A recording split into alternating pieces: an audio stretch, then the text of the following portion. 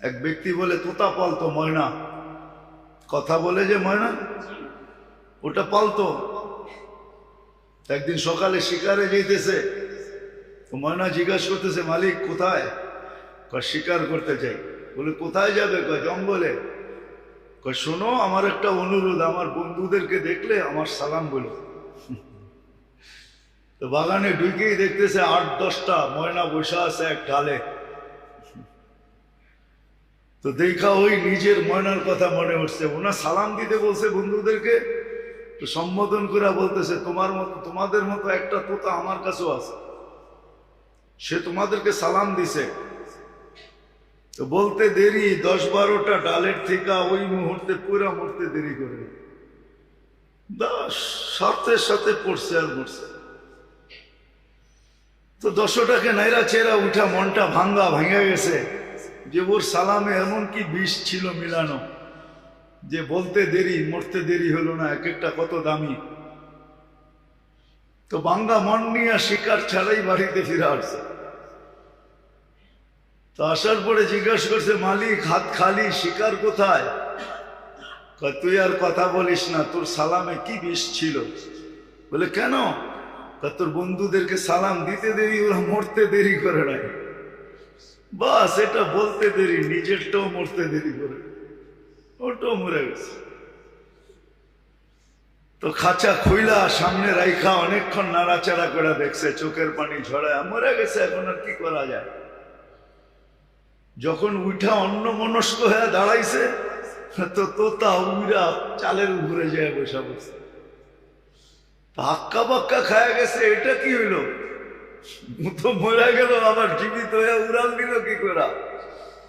ওইখানে বসা বলতেছে মালিক আমার সালামে বিষ ছিল না, আমার বন্ধুরা আমাকে ফন্দি শিখায়া দিছে যে আমাদের মতো যদি বাগানে ঘুরতে চাস, ফুলের ডালে ডালে ঘুরতে চাস, আর বাগানে বাগানে ঘুরতে চাস, আর বহু জাতীয় ফল খাইতে চাস, তো মরার আগে একবার মরা যা। ওরা আমাকে ফন্দি শিখায়া দিছে।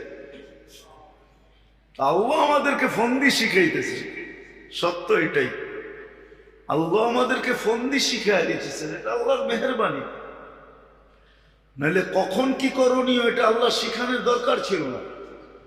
আবু হানিফা রহমতুল্লাহ আলাইহি তো এটাই বলে যে মানুষকে যে বিবেক দিছে আল্লাহ, আল্লাহর আর কিছু দরকার ছিল না। বিবেকের প্রতি হুকুম ডালা যথেষ্ট ছিল যে আমাকে এই বিবেকের মাধ্যমে তালাশ করে রাজি করে আসবে। না রসুল দরকার ছিল না, কিতাব দরকার ছিল। উনি যুক্তিও দিছে, লিউযীকাহুম বা'দাল্লাযী আমিলু লাআল্লাহুম ইয়ারজিউন। বিপদ আইনা আল্লাহ মানুষকে দূরে করতে চান না, কাছে করতে চান, বিপদ কাছে করার জন্য। কিন্তু হ্যাঁ, এটার ভিতরে দুই ভাগ হয়, এটার ভিতরে দুই ভাগ হয়ে যায়। কোন ব্যক্তির বিপদ তাকে আল্লাহর কাছে করে, সে সারাদিন আল্লাহ আল্লাহ করে, আল্লাহর দিকে দৌড়ায়। আর কোনো ব্যক্তি বিপদে পড়া আল্লাহর থেকে দূরে সরে, তখন আল্লাহর দিকে অভিযোগের আঙ্গুল উঠায়। হ্যাঁ, আমরা সবাই উঠে, ইস্তেগফার তো পরের কথা, আমরা সবাই উঠে। বিপদে পড়লেই আল্লাহ কি আমারে ছাড়া আর কাউকে চোখে দেখে নাই? এটা কি চারটিখানি ছোট কথা নাকি? অনেক বড় কথা। গরিব বলে আল্লাহ আমাকে কি দিছে, রিক্সাওয়ালা বলে আল্লাহ আমাকে কি দিছে। ও দেখে না, ও যে দেহটা দিয়ে রিক্সা চালায়, আর দেহটার ভিতরে যে শক্তিটা দিছে রিক্সা চালানোর মতো। এখন তো অটো রিক্সা চলে আসছে, এর আগে তো অটো ছিল না। কি অটো চালাইতে বুঝি দেহ লাগে না? না, ওইটা অটো চলে, নাম অটো দেখে অটোই চলে। ওটার জন্য দেহর দরকার হয় না? ওটাকে কি ব্রেক দিতে হয় না? ওটাকে ডাইনে বামে করতে হয় না? না, ওটা অটো চলে। ও তো দেখে না, ওর দেহটা দেখে না যে আল্লাহ ওকে সুস্থতা দিছে। ওর মতোই কত মানুষ হাসপাতালে পড়ে আছে, সারাদিন ক্লান্ত হয়ে যে বিকালে বাড়িতে যায়, পাওয়ার ব্যাংকের মতো যদি ক্লান্তিটা জমা থাকতো ওটার ভিতরে, দেহের ভিতরেই জমা থাকতো, আল্লাহ কি সিস্টেম করতে পারতেন না? পাওয়ার ব্যাংকে যদি বিদ্যুৎ জমা থাকতে পারে, তাহলে আল্লাহ কি ক্লান্তি শরীরের ভিতরে জমা রাখতে পারতেন না? না পারতেন না? না আল্লাহর কাছে এই সিস্টেম নাই? না আল্লাহ এই সিস্টেম জানে না? যদি জমা রাখতো তো 3 দিন পরে রিক্সায় উঠতো কে, চালাইতো কে? আরে 3 দিন না, পরের দিনই হাত লাগাইতো কে রিক্সায়? ও যে বাড়িতে যায়া সেমন তো কিছু খায় নাই, 2টা ডাল ভাতই তো খাইছে, ঠিক না? না আপনাদের মতো ফাস্ট ফুড খাইছে, দামি দামি খানা খাইছে, হ্যাঁ? না সেরাটনের থেকে আইনা খাইছে? কি মাছ ভাত 20 পদ খাইছে নাকি? তো রিক্সাওয়ালা খায় কি? হয়তো একটু শাক, একটু ভর্তা সর্তা, হ্যাঁ? ওইদিকে যাইতে চেয়ে না যে দাম বাড়ছে, ওর নাগালের বাহিরে চলে গেছে, ওইটা ভিন্ন কথা। 4টা ডাল ভাত খায়া যে সকালে আবার চাঙ্গা হয়ে রিক্সা নিয়ে বাহির হয়েছে, এটা তো ভাবে না। ও তো অভিযোগ করতেছে, আল্লাহ আমারে কি দিছে? আল্লাহ কি দিছে? আবার সত্য তো এটাই, সত্য তো এটাই, বিল্ডিং লোড উঠাইতেও তো হবে, ঠিক না? কি অনেক সময় থাকে না, লোড বেশি হয়ে গেলে চাক্কা বাস্ট হয়ে যায়, হয় না? হয় না? হ্যাঁ, ও যে বলে আল্লাহ আমাকে কি দিছে, ও দিলে আবার লোড উঠাইতে পারবো কিনা, এটাও তো একটা ব্যাপার আছে, ঠিক না? হ্যাঁ, কি মনে হয় বুঝাইতে পারি না? ওরে যদি 100 কোটি টাকা দিয়া দেয় তো ও লোড উঠাইতে পারবে? ও তো টাকার বারে বেইমান হয়ে যাবে। কত মানুষই তো বেইমান হয়ে গেছে, টাকা ছিল না তো আল্লাহ আল্লাহ করছে, সম্পদ মিলতে দেরি, আল্লাহকে বলতে দেরি করে নাই। আপনি দেখেন, যখন বাচ্চা ছিল তো লুঙ্গি কোথায় ছিল এটার কোনো খবর ছিল না, ঠিক না? যুবক হইতে দেরি, বাপ আসতে দেরি করে না, এখন বাপ লয়া চলে। জিন্সের প্যান্টের বাপ কি, টি শার্টের বাপ কি, চুলের স্টাইল কি, বাপ নিয়ে চলে না? অথচ অল্প কয়েকদিন আগে ওর লুঙ্গিরও খবর ছিল না। যখন বাচ্চা ছিল তখন কি লুঙ্গিরও খবর ছিল না? লুঙ্গি কই ছিল? ঘুমাইতো এক জায়গায়, লুঙ্গি আরেক জায়গায়, ঠিক না? এরকমই তো ছিল। হ্যাঁ, মা বাবা সকালে ঘুমের থেকে উঠে বলতো, তোর জ্বালায় আর বাঁচলাম না, তুই ঘুমাস কই, লুঙ্গি কই, ঠিক না? যুবক হইতে দেরি, বাবা আসতে দেরি হয়, তো লোডও তো সইতে হবে। হ্যাঁ, কলম হাতে নিতে পারলে আর কিছু লাগবে না, খালি খোঁচা মারবে আর কামাবে, এটাই তো সিস্টেম এখন, ঠিক না? হাদিসও 1400 বছর আগে বলে গেছে, হাওয়া ফিহি কায়েদুল ইলমি, একদিন আসবে মানুষ বিদ্যার আলোকে চলবে না, বিদ্যাকে স্বার্থ সিদ্ধির জন্য ব্যবহার করবে, নিজের স্বার্থের জন্য ব্যবহার করবে বিদ্যাকে। আর বিদ্যার রশি বড় মজবুত, দুনিয়ার কোনো মেশিন নাই এই রশি কাটার, সেটা কাটার একটাই রশি আছে, ওটা দিলেই রশি কেটে যাবে, এছাড়া রশি কাটবে না। মনে হয় বুঝাইতে পারি না। আবার এটাও বলে দিছে, কবিলাতির রসা, একদিন আসবে অ্যাসেম্বলিতে পাশ হবে না, সংবিধানে থাকবে না, কিন্তু ঘুষ রীতিতে নীতিতে রূপান্তরিত হবে। কোন অ্যাসেম্বলিতে পাশ হবে না, আর কোন সংবিধানও লেখা থাকবে না, কিন্তু ঘুষ ছাড়া কিছু চলবে না।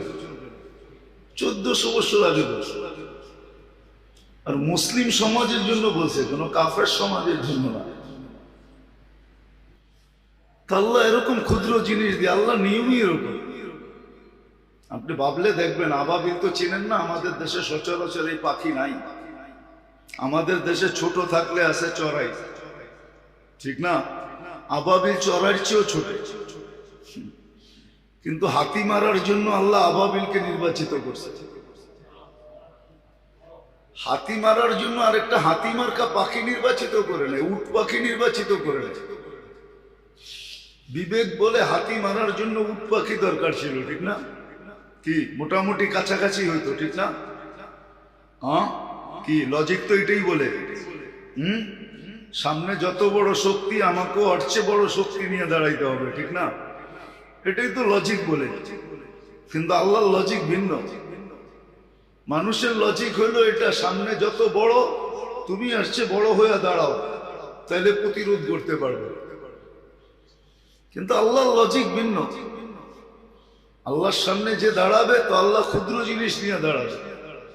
দেখেন আপনি নমরুদি শক্তি, 800 বৎসরের রাজত্ব, 400 বৎসর টানা, আর সারা দুনিয়ার উপরে রাজত্ব। নমরুদের রাজত্ব পুরো মানব জাতির উপরে ছিল, যদিও তার ক্যাপিটাল বহুত দূরে ছিল। ক্যাপিটাল এক জায়গায় ছিল, কিন্তু রাজত্ব ছিল 4 জনের ভিতরে নমরুদ একজন, যাকে আল্লাহ সারা দুনিয়ার রাজত্ব দিয়েছে। কিন্তু তার বিরুদ্ধে আল্লাহ দাঁড় করাইছে মশাকে। দুনিয়ার লজিকের বিলকুল উল্টা। দুনিয়ার লজিক বলে সামনেওয়ালা এক মুখা দিছে, তুমি 3টা মারো, তাইলে তুমি বোঝা যাবে পাওয়ারফুল। কিন্তু আল্লাহর লজিক এরকম না, আল্লাহর লজিক বিলকুল উল্টা। মানুষ ভাবে না। তো আল্লাহ মশাকে নির্বাচিত করছে নমরুদি বাহিনীকে মারার জন্য, আর কিছু না, শুধু মশা। নমরুদের জন্য মশা। আবার ভালো মশা যদি হইতো তাহলে মনটাকে বুঝাইতে পারতাম, তাও ল্যাংরা, পাও নাই। হাসার জন্য না, ভাবার জন্য। এটা এই জন্য দিছে, ভাবো, তাইলে তোমার বিবেকের পর্দা খুলবে। মুসলমান আজকে ভাবে না, এই জন্য বিবেকের পর্দা খোলে না। আমাদের বিবেকও প্যাক করা, ডিব্বায় ভরা, বক্সে ভরা আমাদের। তো আল্লাহ ল্যাংরা মশাকে নির্বাচিত করেছে, হাতি মারার জন্য আবাবিল নির্বাচিত করেছে। আল্লাহর সিস্টেমই এরকম। সারা দুনিয়ার মানুষকে বুঝানোর জন্য করোনার একটা ভাইরাসকে নির্বাচিত করেছে। 800 কোটি মানুষকে বুঝানোর জন্য চোখে দেখা যায় না, মাইক্রোস্কোপ দিয়েও দেখা যায় না, ওটারে জুম করতে হয়, বড় করলে তারপরে দেখা যায়, এছাড়া দেখা যায়। ওটাকে নির্বাচিত করছে। তো মানুষের ভিতরে যখন অহংকারের গ্যাস ভর্তি হয়, আল্লাহ বুঝানোর জন্য ব্যবস্থা করে। ক্ষুদ্র থেকে ক্ষুদ্র জিনিস দিয়ে আল্লাহ বুঝায়, আর জিরু করে বুঝায়। 2020 সারা দুনিয়া জিরু ছিল। করোনা যখন শুরু হয় তখন সারা দুনিয়া জিরু, না জিরু ছিল না হিরু ছিল? হ্যাঁ, জিরু ছিল। যারা সারাদিন ঘুরতো, বস্তিতে থাকতো, ওদের ভিতরে কোনো প্রভাবই পড়ে নাই। আর যারা দুনিয়ার সবচেয়ে সুরক্ষিত ছিল, এদের একের পর এক হইতেছিল। কি কানাডার প্রধানমন্ত্রী 2 বার হয়েছে, ইংল্যান্ডের প্রধানমন্ত্রী হয়েছে, আরো এরকম কত প্রধানমন্ত্রী হয়েছে আমরা জানি না, মিডিয়া চর্চাই করে নাই, মিডিয়া জানায় না, আমরাও জানি নাই। সত্য তো এটাই। এই জন্য আল্লাহ বুঝে, আল্লাহ দিক নির্দেশনা দেয় যে কোন অবস্থায় তুমি কি করবে। আবার বললাম না, এটার উপরে আল্লাহ বিরাট বিরাট পুরস্কার রাখছেন। দুনিয়ার মানুষের পুরস্কার কতটুকু দেয়, আছেই কি দিবেই কি? দুনিয়ার মানুষ তো এটাই, নিজের পেটেই ভরে না, আরেকজনকে কোত্থেকে দিবে? আরেকজনকে কোত্থেকে দিবে? আর দিলেও আপনার থেকে নিয়েই আপনাকে দিয়া দেখাইতেছে আমি খুব দিতেছি। পিছে তাকাইলে দেখবেন এটা আপনার জেবের থেকেই গেছে। যেটা উনি দিয়া শো করতেছে, ওটা যদি তাকান, খুঁজতে যান, তো দেখবেন যে আপনার জেবের থেকেই গেছে, আপনার জেবের থেকেই গেছে। ওইটাই আপনাকে রিপিট করতেছে। দুনিয়ার মানুষের তো এই অবস্থা, আল্লাহর এরকম না। আল্লাহ বড় বড় পুরস্কার রাখছে। এই জন্য দিক নির্দেশনা আমাদেরকে দেন, যেন আমরা বিপদ থেকে বেঁচে যাই। যাক, যেটা আমি বুঝাইতে চাইতেছি, আল্লাহ করুক, বুঝে আসুক, আমরা শিখি আমরা যে কোন অবস্থায় আমাকে কি করতে হবে, কোন অবস্থায় আমাকে কোন দিকে যেতে হবে। আল্লাহর দিক নির্দেশনা কি, আল্লাহর রসুল কি বলছেন, দিক নির্দেশনা কি দিচ্ছেন। কোরআন এটাই বোঝায়, ইদা আসাবাতহুম মুসিবাতুন ক্বালু ইন্না লিল্লাহ। মুসিবত আসতে দেরি, আল্লাহকে ডাকতে দেরি করো না। ইদা আসাবাতহুম মুসিবাতুন ক্বালু ইন্না লিল্লাহ। এটা শুধু মরার খবর শুনে না, এটা সর্বক্ষেত্রে, এটা একটা রুলস শিখাইতেছেন আল্লাহ, নিয়ম শিখাইতেছেন। তুমি কি করবে মুসিবত আসলে, করবে কি? মুসিবত আসলে করবে কি? তখন আল্লাহ বলে চিৎকার দাও, আল্লাহর দিকে দৌড়াও। আল্লাহর চেয়ে বড় নিরাপদ আশ্রয় কোথাও নাই। আল্লাহ সবচেয়ে বড় নিরাপদ আশ্রয়, আল্লাহর চেয়ে বড় নিরাপদ আশ্রয় কোথাও নাই। এটাই সত্য। যদিও বিবেক বুঝবে না, বুদ্ধি বুঝবে না, বিদ্যা বুঝবে না, কেননা এখন তো পুরাটাই আমাদের জীবন উল্টা গঙ্গা। গঙ্গা এখন উল্টা বাইতেছে, সিধা না, সব উল্টা। পুরা বিবেক বুদ্ধি বিদ্যা সবকিছু উল্টা ছাপ। এই জন্য বুঝাবে না, বিবেক বুঝাবে না, বুদ্ধি বুঝাবে না, বিদ্যা আমাদেরকে বুঝাবে না। কিন্তু মুসলমান হিসাবে সত্য এটাই, মুসিবত আসলে আল্লাহ বলে চিৎকার দাও, আল্লাহ বলে চিৎকার দাও, আল্লাহর দিকে দৌড় দাও। ফিরু ইলাল্লাহ, আল্লাহর দিকে ভাবো। ওয়াইদা আসাবাতহুম মুসিবাতুন ক্বালু ইন্না লিল্লাহ ওয়া ইন্না ইলাইহি রাজিউন। একটা কথা আছে না, কালকে যাওয়ার চেয়ে আজকে যাওয়াই ভালো। কালকে যাওয়ার চেয়ে, মাঝে মাঝে বলে না, আরে কালকে যখন যেতে হবে আজকেই যাইগা, আজকেই। হ্যাঁ, কোরআনও আমাকে এটাই বুঝিয়েছে, কালকে কিন্তু তোমাকে আল্লাহর কাছে যেতে হবে, বিদায় আজকেই যাও, আজকেই আল্লাহর কাছে হও। কোরআন এটাই বুঝিয়েছে যে কালকে কিন্তু তোমাকে বাধ্য হয়ে আল্লাহর কাছে যেতে হবে। বাধ্য হয়ে যাওয়ার চেয়ে সদ ইচ্ছা আল্লাহর কাছে যাও, আল্লাহর কাছে যাও। মনীষীরা বড় সুন্দরভাবে বুঝাইছে, ইবনুল কাইয়ুম জাওজি রহমতুল্লাহ আলাইহি বুঝাইছেন, ওনার কিতাবে আছে। যদিও কাহিনী, কিন্তু শিক্ষামূলক কাহিনী। যা হোক, যেটা বুঝাইতে চেয়েছি, সুরক্ষিত করো, লালন পালনও করে, আবার 24 ঘন্টার দিক নির্দেশনাও দেয় যে কখন কি করবে। এই দিক নির্দেশনাও আছে, আল্লাহ মানুষকে দিক নির্দেশনা দিয়েছে। খুশি হইলে কি করবে, মিললে কি করবে, না মিললে কি করবে, খুশি হইলে কি করবে, দুঃখ হইলে কি করবে, সুস্থ হইলে কি করবে, অসুস্থ হইলে কি করবে, সর্বক্ষেত্রে দিক নির্দেশনা আছে।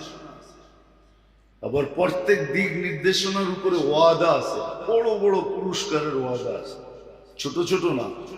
মানুষ তো ছোট ছোট দেয়। এটা পাওয়ার জন্য, এটা পাওয়ার জন্যই তো কতজন পাগল হয়ে যায়, ধর্ম কর্ম সব ছেড়ে দেয় এই ছোট ছোট পাওয়ার জন্য। কিন্তু আল্লাহ বড় বড় পুরস্কার রাখছে। হ্যাঁ, পাওয়ার উপরে কেউ শুকরিয়া আদায় করে আলহামদুলিল্লাহ বললো, আলহামদুলিল্লাহর সওয়াব দেখেন কত বড়। দেখেন, কিতাব খুলে দেখেন আলহামদুলিল্লাহর সওয়াব কত বড়, সুবহানাল্লাহর সওয়াব কত বড়। তো এটাও বুঝিয়ে দিয়েছেন কোন ক্ষেত্রে কি করবে, দিক নির্দেশনা দিতেছেন 24 ঘন্টা। আবার যেটা মানুষের বুঝে আসে না, চোখে দেখে না, অলৌকিক প্রাকৃতিক যেটাকে আমরা বলি, বিপদ থেকে বাঁচাইতেছে না। নাহলে মানুষ তো সিগন্যাল উঠায়, ঠিক না? উঠায় না সিগন্যাল? হ্যাঁ, 10 নম্বর মহাবিপদ সংকেত উঠায় দিছে। মানুষের ধারণা যে কিচ্ছু থাকবে না, ঠিক না? কিন্তু আল্লাহ বাঁচায়। মুখা মারার কথা ছিল আমাদের দেশে, কিন্তু মুখা অন্যদিকে গেছে। মুখা চিনেন? মুখা মুখা মারার কথা ছিল আমাদেরকে, কিন্তু আল্লাহ বলে না, মারতে দিব না, এখানে আরেক দিকে চলে গেছে। সত্য এটাই। ভূমিকম্প আসলে মানুষ বলে ভাবে যে হয়তো শোয়া রেখে চলে যাবে, কিন্তু শতবার আসছে, আল্লাহ কিছু হইতে দেন না। বাঁচাইছে কে? হ্যাঁ, এই মাত্রার ভূমিকম্প, এর চেয়ে কম মাত্রার ভূমিকম্প দিয়ে আরেক জায়গায় শোয়াত হয়ে গেছে, তা আল্লাহ বাঁচায়। সত্য এটাই। এই জন্য মেরে দোস্ত আমাদের শিখা উচিত, কমসে কম নিজের সেফটির জন্য, নিজের জন্য এটা শিখা উচিত, নিজের ফ্যামিলির জন্য, পরিবারের জন্য, সংসারের জন্য শিখা উচিত, শিখা উচিত, ভাবা উচিত। সত্য এটাই। আমরা যত কিছুই বলি না কেন, আমরা যত কিছুই বলি না কেন, আল্লাহ বারবার মানুষকে হারায়া দেখাইছে, বারবার আল্লাহ মানুষকে হারায়া দেখায়, যুগে যুগে দেখায়। হ্যাঁ, শুধু সেফটি ট্যাঙ্কিতে গ্যাস তৈরি হয় না, সেফটি ট্যাঙ্কি থাকে না, মাঝে মাঝে গ্যাস তৈরি হয় তো, আবার মানুষ মারাও যায়, ঠিক না? আমাদের ভিতরেও গ্যাস তৈরি হয়, এটা হলো অহংকারের গ্যাস। এটা, এই গ্যাসের নাম হলো অহংকারের গ্যাস। এলপিজি, সিএনজি, গ্যাসের কত নাম আছে না?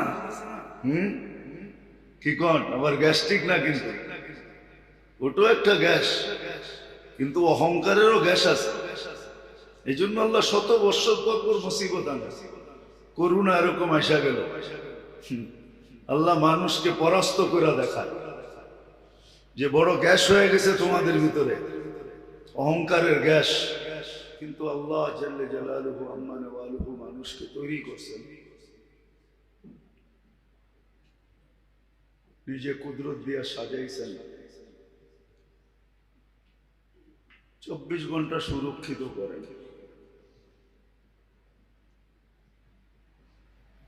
যেটাকে আরেক শব্দে বলা চলে 24 ঘন্টা কুদরতের চোখে চোখে রাখেন।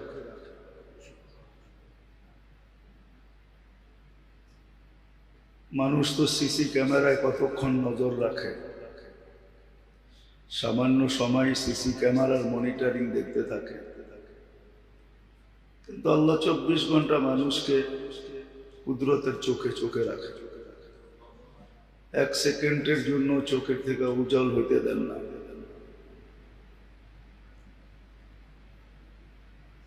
অস্তিত্ব দিলেন, সাজাইলেন, সুরক্ষিত করলেন, চোখে চোখেও রাখেন, আবার লালন পালনও করেন। এগুলো সবই ফ্রি সার্ভিসের অন্তর্ভুক্ত, ফ্রি সার্ভিস দিয়ে দিতেছে। আবার সর্বক্ষেত্রে মানুষকে দিক নির্দেশনাও দিতেছে, কোন অবস্থায় মানুষ কি করবে, খুশি হইলে কি করবে, দুঃখ হইলে কি করবে, সুস্থ হইলে কি করবে, অসুস্থ হইলে কি করবে। আসলে বাবার পরিধিটা অনেক লম্বা ছিল, কিন্তু ভাববে কে? সারাদিন তো আর নামাজ পড়তে হয় না, আর আল্লাহ আল্লাহ জপতেও হয় না। যদি চিন্তার পরিধিটা বড় করতো, তাইলেও জিন্দগির আবাদতের জন্য মুহূর্তে মুহূর্তে যথেষ্ট ছিল, প্রত্যেকটা মুহূর্ত জিন্দগির আবাদতের জন্য যথেষ্ট ছিল। আর হাদিসে এটাই পাওয়া যায়, লা তাফাক্কুরু সাআত খায়রুম মিন ইবাদাতি 60 ও 70 সানা। সামান্য মুহূর্তের চিন্তা 60-70 বৎসর টানা কন্টিনিউ বন্দেগীর চেয়েও উত্তম, তাও কবুল। বন্দেগী করার পরে তো একটা সন্দেহ থাকে, কবুল হলো কি হলো না, এটা কিন্তু কবুল, কবুল লেখা হয়। কিন্তু আসলে চিন্তার পরিধিটা কেউ তো বড় করতে চায় না, ভাবতেই চায় না। সারাদিন 9-6 নিয়ে ভাবতে ভাবতেই দিন শেষ হয়ে যায়। আবার রাত শুরু হয় তো রাতও 9-6 নিয়েই শেষ হয়ে যায়। 9-6 বলতে দুনিয়া বুঝাই না, দুনিয়া নিয়ে সারাদিন ভাবি, ছোট জীবনটা নিয়ে সারাদিন ভাবি